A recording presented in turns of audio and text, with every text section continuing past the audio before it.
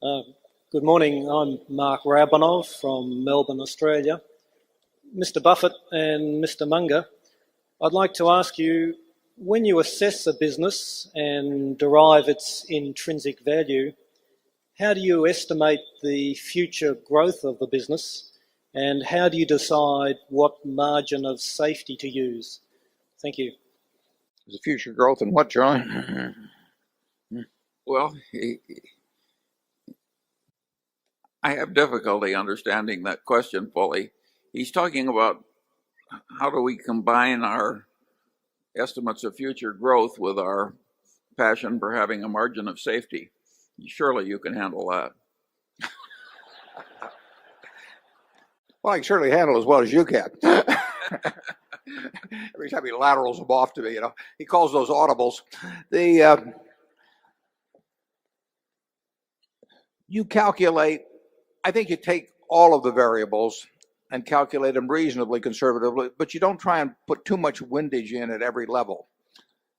And then when you get all through, you apply the margin of safety. So I would say don't focus too much on taking it on each variable in terms of the discount rate and the growth rate and so on, but try to be as realistic as you can on those numbers, but with any errors being on the conservative side.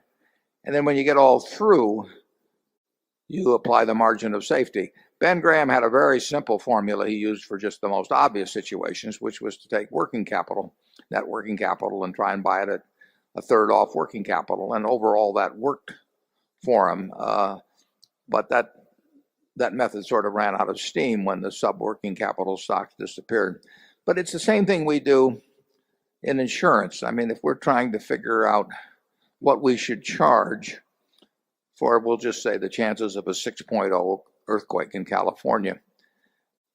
Well, we know that in the last century, I think there have been 26 or so 6.0 or greater quakes in California. And let's forget about whether they occur in remote areas. Let's just say we were writing a policy that paid off on a 6.0 or greater quake in California, regardless of whether it occurred in the desert and did no damage or anything. Well, we would look at the history and we'd say, well, there have been 26 in the last century, and we would probably assume a little higher number in the next century. That'd just be our nature, but we wouldn't assume 50. If we did, we wouldn't write any business. So we might assume a little higher. I would, if I was pricing it myself, I'd probably say, well, I'll assume they're going to be 30 or maybe 32 or something like that. Then when I get all through, I'll want to put a premium on it that now puts in a margin of safety. In other words, if I figured the proper rate for 32 is $1 million, I would probably want to charge something more than $1 million to build in that margin of safety. But I don't want to hit it at. I want to be conservative at all the levels, and then I want to have that significant margin of safety at the end. And I guess that, as I understand the question, that'd be my answer. And Charlie, you want to add to that?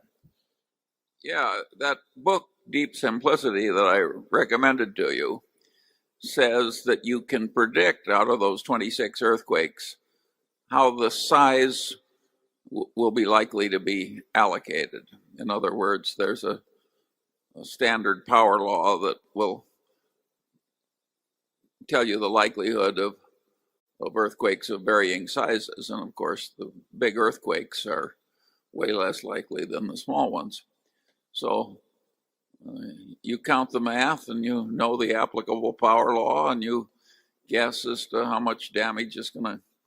It's not that difficult. If somebody says they really want to protect against a 9.0 or something like that, then is it one in 300 years? Is it 1 in 1,000 years? Well, you get really off the data points, but that is not what you're looking at in investments. You don't want to look at the things that are that. You don't want to come up with companies where you make the assumptions that they get that extreme, and you don't have to. That's the beauty about investments. You only have to look at the ones that you feel capable of evaluating, and you skip all the rest. Number 11.